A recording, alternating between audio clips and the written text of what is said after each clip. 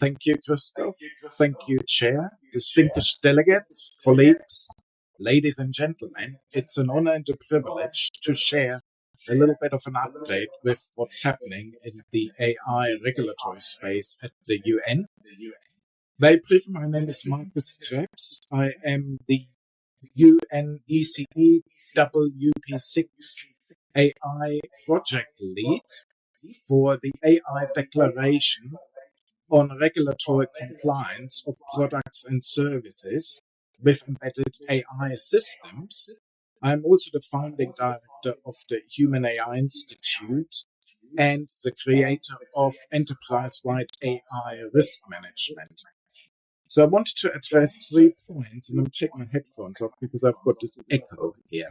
Very briefly, first of all, to congratulate you on the I4T knowledge table. I think it's a fantastic effort. What I would recommend, and I'm also a member of the I4T global group, to take a brief look at least at the MIT risk repository and risk taxonomy, which is regularly peer-reviewed, updated, and it is actually based on currently 74 AI risk management frameworks and includes more than 1,800 risks as part of its coverage, including 833 controls and mitigations.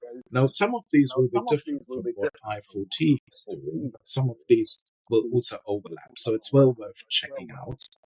Secondly, and in response to one of the comments, I've already loads of materials into the chat and links. Please do check them out.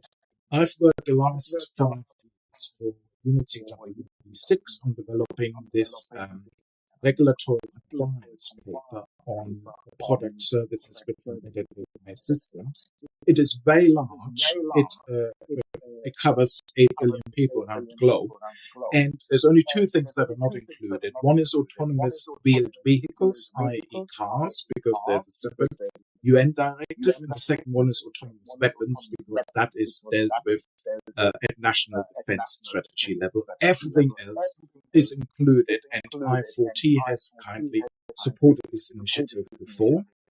As part of the UNESCO conference on digital platform governance, I would like to call to action all government representatives and national regulatory authority representatives to check the AI declaration out. And if you feel this is a worthwhile effort, please consider becoming a formal signatory to the declaration. You can see all the details in the link. There's an email address for the UN Secretariat. All you need to do is get in touch with them and say you either as a country or national regulatory authority would like to become a signatory, and they will then add you to the list of existing nations on there. So that would be great as part of this conference and an outcome, particularly out of Africa. I think it's very important.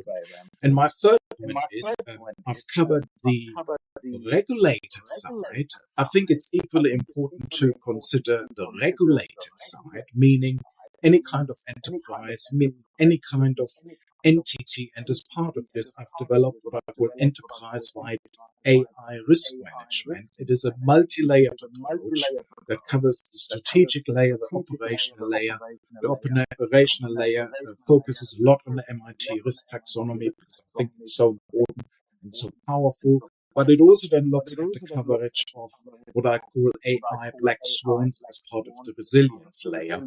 All 3 tying closely together, otherwise we will not be able to manage that. And that also includes digital platform governance, which is the part of this conference. Thank you so much. I hope you found this useful. If you have any questions, please reach out to me either directly or via Christoph and the I4T UNESCO Global Knowledge. Thank you. Thank you, Markus. I think maybe I missed it. I think you didn't mention the fact that this framework for products embedding AI systems is now fully endorsed by the General Assembly of United Nations. So it's become now part of the UN. It is part of the UN. It is up there. It is on the UNITSI website, and the first governments have already started signing it. It went through 2 public consultations over the last 2 years. It was presented twice at the WP6 annual session in Geneva, and it was ratified, if you like, by the 193 member states of the UN. That is correct.